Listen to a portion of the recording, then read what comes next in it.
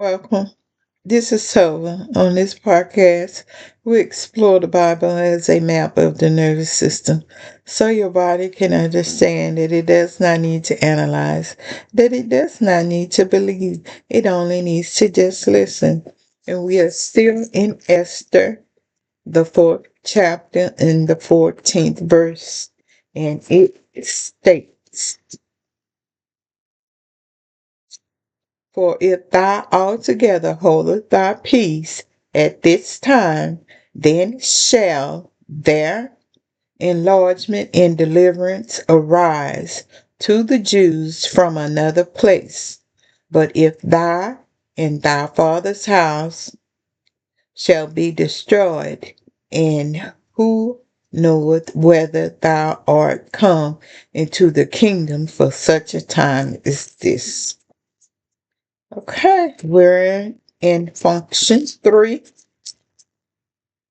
And this message she receives because the signal that shapes her decision, the message she receives becomes the signal that shapes her decision.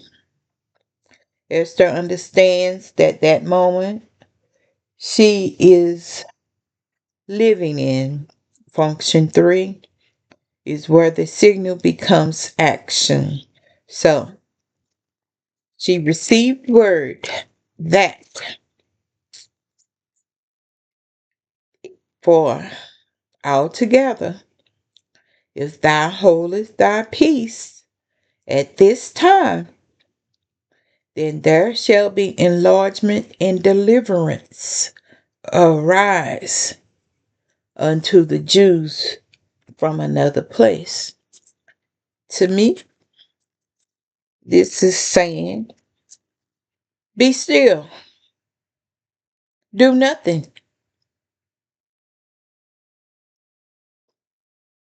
be still, do nothing, hold your peace, hold it.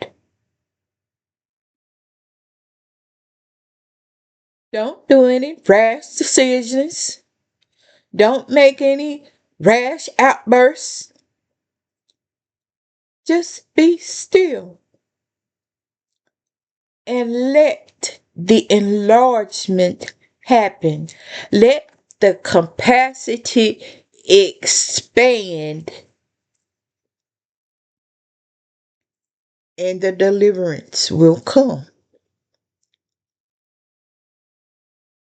Still yourself, regulate yourself. All else will be added. That's what it sounds like to me. But if you don't, you're going to be destroyed. Everything you do gonna fail. Oh, oh man. All right. Sounds pretty simple to me, but hey. Uh, all right. Function 3 is where the signal becomes action. So she put it into action. She chooses to approach the king. She chooses courage instead of safety. The understanding she receives gives the path to walk. Through that decision, her people are protected.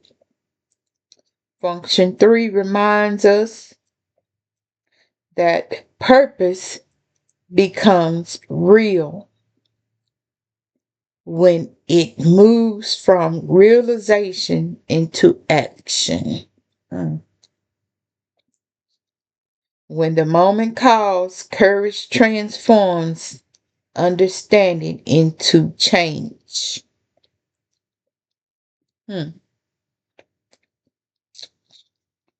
So, with her being the queen, she went to the king and ask him what? To do nothing?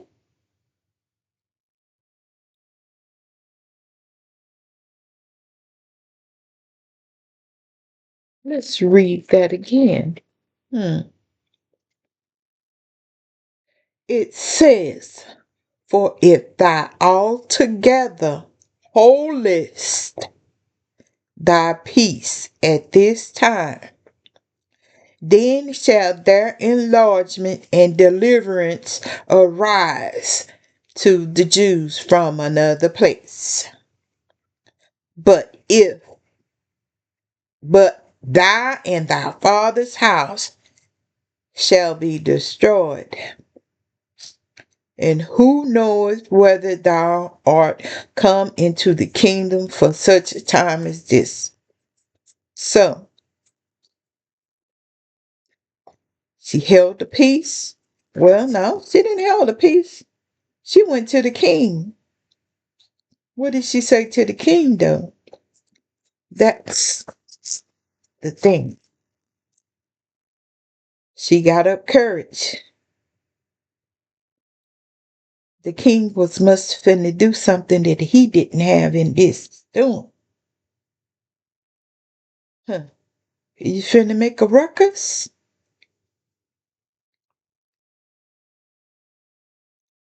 That's what it sounded like to me. And she went to him and told him to be still. She got a message. If thou do nothing, so evidently, hmm, she decided to speak. What, for him to hold his peace? Because what I'm reading here is that she chose to approach the king. She chooses courage instead of safety. The understanding she received becomes the pathway she walks. And through that decision, her people are protected. So she must have told him, please, baby, please don't do anything. Oh, so she must have, because it says that her people were protected. So she had the king's ear, and it says do nothing. And the enlargement, the capacity would be given to the people, and the deliverance also from another place. So they just had to be still. So her family didn't get destroyed, as well as the people. Well, that's what it seems like to me. Function 3 reminds us that purpose becomes real when it moves from realization into action. So she acted upon asking the king, please, baby, don't do that. Don't do that. The people gonna get killed. Don't do nothing. My people gonna get killed. So evidently he didn't do nothing. When the moment calls, courage transforms understanding into change. So he must have changed his mind and stilled himself. Because it sounded like he was about to do some things. What things, I don't know. But it is what it is. Huh. I wish. You don't have to do anything with this. Just feel your body. Feel your breath. Feel your warmth. and we'll continue one regulated state at a time. I thank you for being here. Be gentle with yourself, and we'll meet again. Keha.